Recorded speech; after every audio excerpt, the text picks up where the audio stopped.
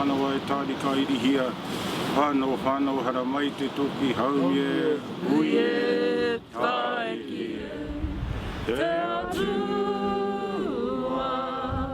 te meri. Untitled restoration was initiated by HealthPost Nature Trust in partnership with the Department of Conservation and our local iwi, mana whenua ki Mauhua, to restore biodiversity to the top northwest corner of the South Island.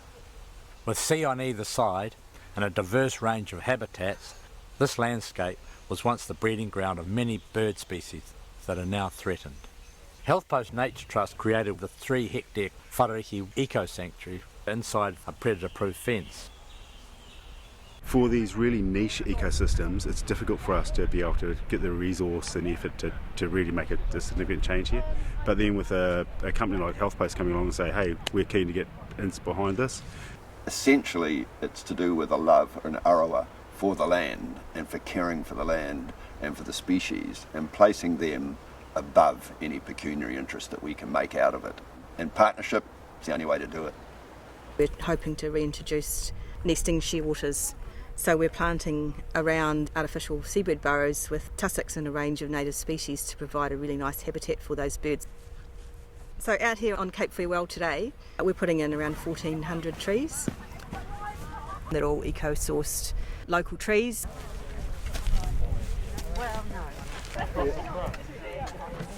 Planting trees around Mohua Golden Bay is something that we've done as a team for more than a decade now. We've put in more than 10,000 trees.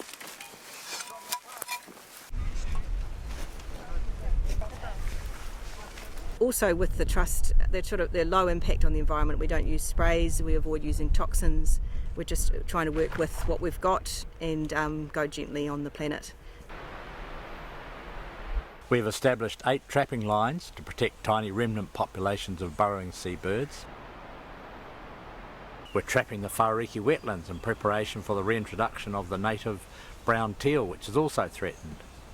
All this trapping is helping with the survival of the rare Nelson green gecko and other invertebrates. HealthPost Nature Trust couldn't do all this work alone, and we've got a fabulous group of volunteers and supporters that help us where they can. You know, we've got a lot of community involvement on all the different projects. So we have the plantings, running our trap lines and looking after the plantings that have already been put in. Local school groups have built and installed penguin boxes. The Trust has turned the old dock house at the base of Farewell Spit into a habitable field station, which is proving to be a great asset for those doing ecological research and out-of-town volunteer groups like Forest and Bird.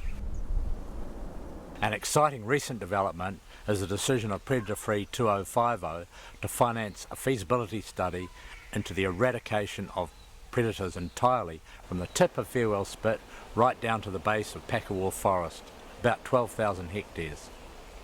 If this occurs, we will have created the wondrous nature sanctuary that we dreamed of just a few years ago. We're focusing more on this whole idea of partnership. We're not going to solve any problem on the planet unless business comes with us. HealthPost is a business. It's a business that is showing a way that you can go forward in a conservation, in a sustainable way, and that is the model that we're going to have to use writ large across this country.